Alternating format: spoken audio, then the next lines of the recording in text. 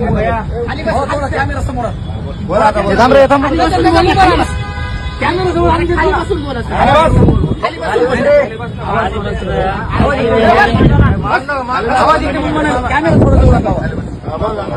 भावांनो, तो जो व्हिडिओ टाकला होता की त्याच्यामध्ये मी असा शब्द वापरला होता की तुमचा अनपडपणा महाराणा दाखवा असा शब्द मी धनगर बांधवांना वापरला होता.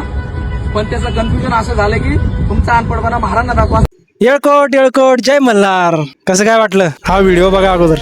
अत्याचाराविरुद्ध राग आहे, काळजात दगदगती आग आहे, अन्यायाशी लढणाऱ्या राजमाता अहिल्याबाईंचा मी वाघ आहे.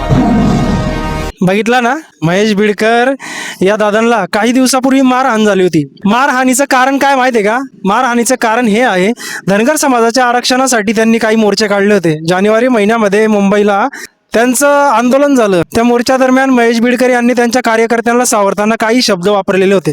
त्याच शब्दाचा विपर्यास करून सोशल मीडियावर अफवा पसरवली गेली आणि महेश बिडकर यांना मारहाण करण्यात आली. परभणी जिल्ह्यातील गंगाखेड तालुक्यातील महेश बिडकर यांना न्याय मिळवून देण्यासाठी धनगर समाज हा एकत्र आला. येळकोट येळकोट जय मल्हार, अहिल्या देवी होळकरांचा विजय असो असे नारे देण्यात आले. महेश बिडकरांना न्याय मिळावा यासाठी अतोनात प्रयत्न केले आणि त्यांना न्याय मिळाला महेश बिडकर दादांना. पण मला एक प्रश्न विचारायचा आहे, त्या महेश बिडकर दादांना जसा न्याय मिळाला तसाच जळगाव जिल्ह्यातील अंमळनेर तालुका मिलचाळ परिसर जिथे प्रताप शेटजींची मिल होती, त्या मिल मध्ये काम करणारे धनगर समाज असतील, मराठा समाज असतील, बाकीचा काही समाज असेल, तिथे 19 घरांचा प्रश्न प्रलंबित आहे. त्या प्रताप मिलचा परिसर हा 7 एकराचा आहे. त्या 7 एकरामध्ये 7,000 रुपये स्क्वेअर फुटचा दर चालू आहे.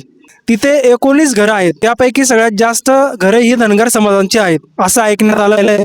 आणि असं असताना कोर्टामध्ये केस टाकली गेलेली आहे. त्यांचा मिलचा जो मालक आहे, जी युनियन होती, त्यांनी नोटीस पाठवलेली त्या घरांना, ही घरं खाली करा. खूप दिवस झालं ते कोर्टामध्ये केस लढतायत. न्यायाधीश विकत घेतले जात आहेत करोडपती व्यापाऱ्यांकडून. 100 ते 150 कोटींच्या वर त्या प्रॉपर्टीची व्हॅल्यू आहे. आता न्यायाधीश विकत घेऊन, जज विकत घेऊन त्यांच्यावर अन्याय होतोय. त्या धनगर समाज असो किंवा थोड्या प्रमाणात मराठा समाज असो, यांना न्याय मिळवून देण्यासाठी गोपीचंद पडळकर साहेब यांनी जसा महेश बिडकर यांना फोन करून विचारणा केली, तसं गोपीचंद पडळकर साहेब आणि धनगर समाजाचे नेते, ओबीसीचे नेते हे इथल्या अंमळनेर तालुक्यातील धनगर समाजाला किंवा मराठा समाजाला हे न्याय मिळवून देण्यास येतील का? इथं हे इथं येऊन सगळे नेते अहिल्यादेवी होळकरांचा विजय असो आणि येळकोट येळकोट जय मल्हार आपला भंडारा लावतील का? इथे येऊन धनगर समाजाला न्याय मिळवून देतील का? प्रश्न आता उपस्थित झालेला आहे. तर सगळ्या नेत्यांना, गोपीचंद पडळकर साहेब, लक्ष्मण आके साहेब यांना नम्रतेची विनंती की आपण इथल्या धनगर समाजाला, बहुत प्रमाणात इतर समाजाला न्याय मिळवून देण्याचा प्रयत्न करा. इथे पण आपला येळकोट येळकोट जय मल्हारचा भंडारा उधळायला या, हीच माझी नम्रतेची विनंती. आणि हा व्हिडिओ गोपीचंद पडळकर साहेब यांच्यापर्यंत पोहोचवा, लक्ष्मण आके साहेब यांच्यापर्यंत पोहोचवा. धनगर समाजाला ज्यांची 36 वर्ष झाली इथे मिलचा परिसरामध्ये घरं आहेत, त्याला बेघर करण्यात येत आहे. कशासाठी? कायद्यानुसार 12 वर्ष किंवा 17 वर्ष पूर्ण होईपर्यंत त्या जागा मालकांनी जर ऑब्जेक्शन घेतलं नाही तर कायद्यानुसार ती जागा नावावर होण्याची शक्यता असते किंवा होते.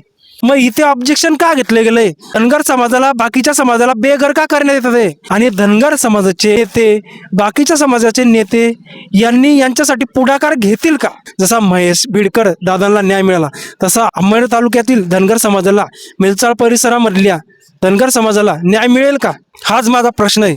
आणि ज्यावेळेस न्याय मिळेल त्यावेळेस मी पण म्हणणार, येळकोट येळकोट जय मल्हार, भारत माता की जय, जय जिजाऊ, जय शिवराय, छत्रपती संभाजी महाराज की जय.